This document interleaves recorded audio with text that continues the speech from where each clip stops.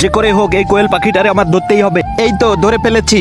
বাবাজি তুমি অনেক জ্বালাইছো, চলো তোমারে নিয়ে এখন বাজারে যাবো। এই কথা বলে সে বাজারে চলে আসে। মৌলভী সাহেব আজকে দেখো কত বড়, আর জন্য আমাকে একটু বেশি টাকা দিতে হবে। দেখো তোমার খাঁচাগুলো চেয়ে এটা আলাদা। আরে হ্যাঁ হ্যাঁ হয়েছে, এই নাও 50 টাকা। ভাই সাহেব এই কোয়েলের দাম কত? ভাই এগুলোর দাম, ওই তুমি তো টাকা পেয়েছো, তুমি এখানে কি করতেছো? তুমি চলে যাও। ভাই শোনো, 400 টাকা জোড়া মানে 200 টাকা পিস। এবারটা মানে 50 টাকা করে দিয়ে কত টাকা বিক্রি করে আমি দেখবো। ভাইজান আমার এক জোড়া দিয়ে দেন। আরে ভাই দাঁড়ান দাঁড়ান, ওই খাঁচারটা আলাদা রেখেছেন কেন?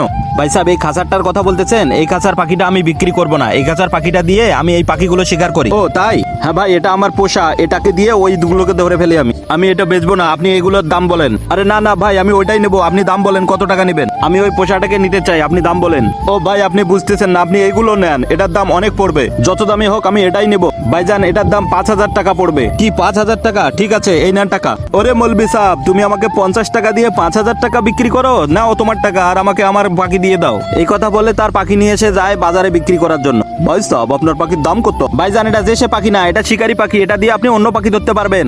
ও ভাই তুমি এদের খপ্পরে পড়ো না, আমরা দুজনে ফেসে গেছি এদের কাছ থেকে পাখি নিয়ে। ঠিক তখনই তারা তিনজন তাকে মার শুরু করে দেয়।